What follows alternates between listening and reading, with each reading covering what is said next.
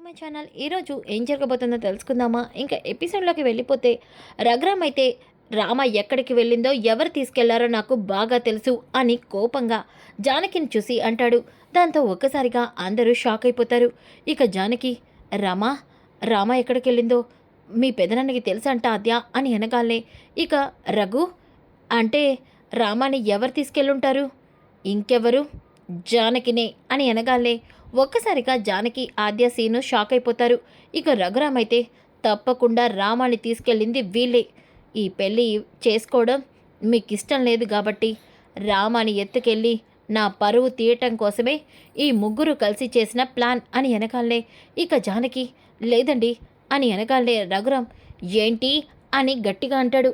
ఒక్కసారిగా జానకి నోరు మూసేస్తుంది.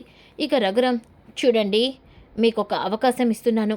పెళ్లి ముహూర్తంకి గంట ముందు రామ పీటల మీద కూర్చోవాలి. తేడా వస్తే ఎట్టి పరిస్థితిలోనూ ఈ రఘురం మనిషిలా ఉండడు అని చెప్పేసి ఇక రఘురం శివరం పద బయలుదేరదాం. అన్నయ్య మరి పార్వతి? ఒరే పార్వతి ఇక్కడే ఎక్కడో చచ్చుంటుందిలేరా, పెళ్లి ముహూర్తం టైం కల్లా వచ్చేస్తుందిలే పద అని చెప్పేసి బామ్మ ఇక అందరూ కలిసి అక్కడి నుంచి పెళ్లి మండపానికి బయలుదేరుతారు. ఇక ఆద్య పెద్దమ్మ ఏంటి పెద్దమ్మ రామ ఇప్పుడు ఎక్కడికి వెళ్ళుంటుంది? నాకు అదే అర్థం కావట్లేదు ఆద్య అని వెనకాలనే ఇక శ్రీను అయితే నేను వెళ్ళి ఊర్లో అంతా వెతుకుతాను. సీనయ్య వద్దు, నువ్వు కూడా వాళ్ళతో పాటు పెళ్లి మండపం దగ్గరికి వెళ్ళు. ఒకవేళ రామ అక్కడికి వస్తే మాకు ఫోన్ చేసి చెప్పు. ఆద్య మనం రామ ఎక్కడ ఉందో చూద్దాం పదా అని చెప్పి ఆద్య అలాగే జానకి ఇద్దరు కూడా ఇక స్కూటీలో రామ కోసం వెతకడానికి బయలుదేరుతారు. ఇంకా ఒక పక్కన ఆద్య శౌర్య సార్తో కలిసి రామ ఏమైనా వెళ్ళుంటుందా ఏమో పెద్దమ్మ, ఒకసారి శౌర్య సార్కి ఫోన్ చేద్దాం అని చెప్పి శౌర్యకి ఫోన్ చేస్తుంది. శౌర్య ఫోన్ ఏమో సైలెంట్లో ఉండడంతో శౌర్య ఫోన్ లిఫ్ట్ చేయడు. ఇంకా ఒక పక్కన శౌర్య అలాగే ప్రమీల రవీంద్ర కారులో వెళ్తూ ఇక ఒక దగ్గర ఆగుతారు. ఆగగానే అస్మిత ఫోన్ చేస్తుంది. ఇక అస్మిత ఫోన్ లిఫ్ట్ చేసి హలో అస్మిత, నువ్వు చెప్పిన లొకేషన్కి వచ్చాను, కానీ ఇక్కడ గుడేమీ లేదు కదా, నువ్వు లేవుగా.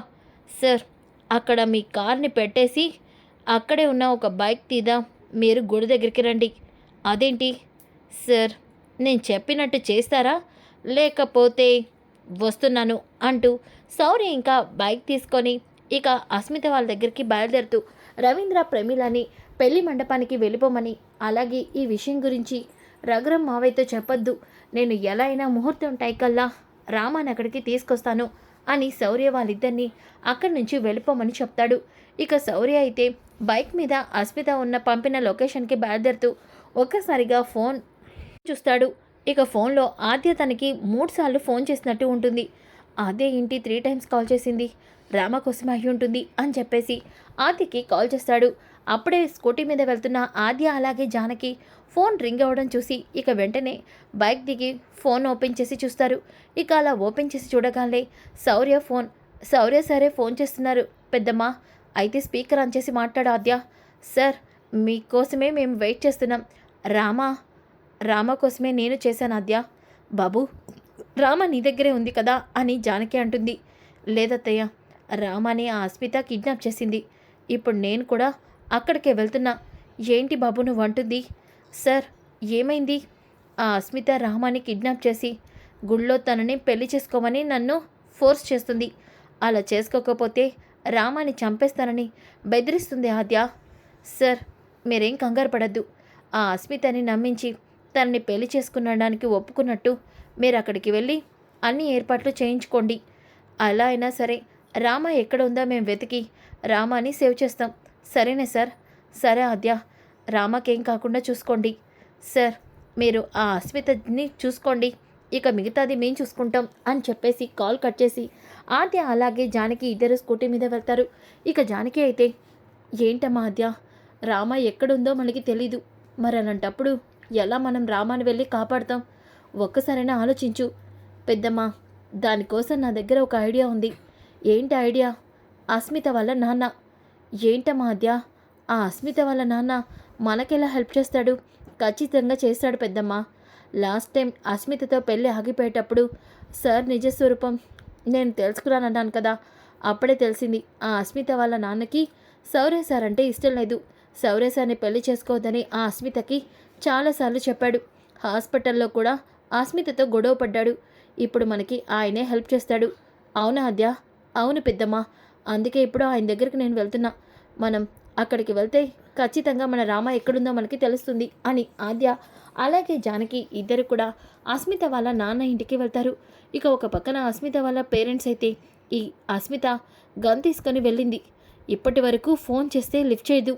అసలు ఏం చేస్తుంది ఇది? నాకేం అర్థం కావట్లేదు. నేను ఈ ఊరికి ఎమ్మెల్యే అయినా సరే ఇంట్లో మాత్రం కన్న కూతుర్ని సరిగ్గా పెంచలేకపోయాను అని అంటూ ఉంటే అప్పుడే ఆద్య అలాగే జానకి ఇక అక్కడికి వస్తారు. మీరెవరు? ఈ అమ్మాయి ఆ రామలక్ష్మి వాళ్ళ సిస్టర్ అనుకుంటగా? సార్ అవును, నేను రామ వాళ్ళ సిస్టర్ని. మీరిప్పుడు మాకు ఒక హెల్ప్ చేయాలి. నేనెవరికి హెల్ప్ చేయను సార్. మీరు కనుక మాకు హెల్ప్ చేస్తే మీ కూతురు అస్మిత ఇక సౌరేశాన్ని శాశ్వతంగా మర్చిపోయి మీ ఇంట్లోనే మీతో పాటు ఉంటుంది. ఏమంటున్నారు మీరు? అవునండి, ఇప్పుడు మా అమ్మాయికి అలాగే శౌర్యకి పెళ్లి జరుగుతుంది. కానీ ఆ పెళ్లిని ఆపడం కోసం అస్మిత రామాని కిడ్నాప్ చేసింది. రామ ఇప్పుడు ఎక్కడ ఉందో తెలిస్తే శౌర్య రామాల పెళ్లి జరిగిపోతుంది. అప్పుడు శాశ్వతంగా అస్మిత శౌర్యని మర్చిపోయి మీతో పాటు మీ ఇంట్లో ఉంటుంది. అవునా? అయితే ఇప్పుడు నేనేం చేయాలి? ఏం లేదు, మీ కింద పనిచేసే రౌడీలు అస్మితకి హెల్ప్ చేస్తారు కాబట్టి వాళ్ళే రామాన్ని కిడ్నాప్ చేశారు. మీరు ఆ రౌడీలు ఎవరో తెలుసుకొని వాళ్ళకి ఫోన్ చేసి మా రామాన్ని విడిపిస్తే ఈ పెళ్ళి ఆగిపోతుంది. శాశ్వతంగా మీ కూతురు మీ ఇంట్లో ఉంటుంది. అవునా? సరే ఉండండి, ఇప్పుడే ఫోన్ చేస్తాను. సార్, ఈ విషయం మీ అమ్మాయికి తెలియకూడదు. సరే సరే అని చెప్పేసి ఇక అతను తనకి తెలిసిన రౌడీలకి ఫోన్ చేసి అస్మిత నీకు కాల్ చేసిందా అని అడుగుతూ ఉంటాడు. ఇక ఫైనల్గా రామాని ఎవరైతే కిడ్నాప్ చేశారో ఆ రౌడీకి ఫోన్ చేస్తాడు. Sir good morning sir. ఏయ్, ఎక్కడున్నారు మీరు? సార్ మీ ఫామ్ హౌస్లోనే ఉన్నాం సార్. అవునా? అక్కడేం పని? ఫామ్ హౌస్లో ఎందుకున్నారు? అదేంటి సార్, అస్మిత మేడం ఒక అమ్మాయిని కిడ్నాప్ చేయమన్నారు కదా, ఆ అమ్మాయిని కిడ్నాప్ చేసి ఇక్కడే ఉన్నాము. అవునా? సరే సరే, నేను ఇప్పుడే అక్కడికి వస్తున్నాను, మీరు అక్కడే ఉండండి అంటూ కాల్ కట్ చేస్తాడు. ఈ విషయం మా బేబీతో చెప్పొద్దు అని చెప్పేసి ఇక అతను కాల్ కట్ చేస్తాడు. ఆద్య అలాగే జానకి అతనితో పాటు రామ ఉన్న ప్లేస్కి అయితే బయలుదేరుతారు. ఇంతలోకి ఒక పక్కన రఘురాం వాళ్ళందరూ కూడా పెళ్లి మండపానికి చేరుకుంటారు. ఇక సీను అయితే రామ ఇక్కడికి రాలేదు అంటే రామ ఏదైనా ప్రమాదంలో ఉందా? పెద్దమ్మ అత్తయ్య అలాగే ఆద్య పెళ్లి ముహూర్తానికి గంట ముందు ఇక్కడికి రామని తీసుకొస్తారా అని టెన్షన్ పడుతూ ఉంటే ఇక పద్మ ఏమో వెంకట్రావుతో, ఓయ్ నువ్వే ఏమైనా చేసావా? నేనేం చేశానే? పద్మ ఏమో వెంకట్రావుతో, చెప్పరా దొంగ ముగుడా, ఓసై ఎప్పుడు చూసినా నా మీద నీకు అనుమానమేనా? అయినా నేనెందుకు ఏమైనా చేస్తాను? మరి పార్వతి ఏది? నాకు తెలుసు, ఖచ్చితంగా పార్వతిని పెళ్లి టైం కల్లా మాయించేసి మీ చెల్లమ్మ జానకిని మా అన్నయ్యని కలిసి పీటల మీద కూర్చోడానికి నువ్వే ఏదో ప్లాన్ చేసావు కదా. ఓసే పద్మ, నిజంగా ఒట్టేసి చెప్తున్నానే, నాకే పాపం తెలీదు. నీకే పాపం తెలీదో ఏ పాపం చేసావో మా అన్నయ్యతో చెప్తే మా అన్నయ్య నీతో నిజం కక్కిస్తాడు. ఓసే పద్మ, నువ్వు ఆ పని చేస్తే నీ భర్త నీకు ఉండడు, ఆ విషయం గుర్తుపెట్టుకో. ఇలా చెప్పే ఎప్పుడు చూసినా నా నుంచి తప్పించుకుంటున్నావు అని ఇద్దరు గొడవ పడుతూ ఉంటే ఇక సీను, అమ్మయ్య, అంటే అమ్మకి మా మీద అనుమానం రాలేదనమాట. ఇదంతా నాన్న మీదే వెళ్ళిపోయింది. పోనీలే, ఈ రకంగానైనా బయటపడ్డాం అని అనుకుంటాడు. ఇక శౌర్య అయితే అస్మిత పంపిన లొకేషన్కి అయితే వచ్చేస్తాడు. ఇక అస్మిత వాళ్ళ ఫ్రెండ్, ఒసే అస్మిత, పెళ్లి కూతురు గెటప్లో అదిరిపోయావు, ఇంకా పెళ్లి కొడుకేంటో ఇంకా రాలేదు, వస్తాడే, ఖచ్చితంగా శౌర్య సార్ వస్తాడు అని అంటూ ఉంటేనే అప్పుడే శౌర్య అక్కడికి వస్తాడు. రాగాలే అస్మిత, సార్ వచ్చేసారా సార్? మీరు వచ్చాక నాకెంత ఆనందంగా ఉంది తెలుసా? అస్మిత, ముందు రామ ఎక్కడుందో చెప్పు. మీకు చెప్పాను కదా సార్, మీరు నా మెడలో తాళి కట్టాకే రామ సేఫ్గా వాళ్ళ ఇంటికి వెళ్తుంది అని. నీ మాటలు నేనెలా నమ్మేది?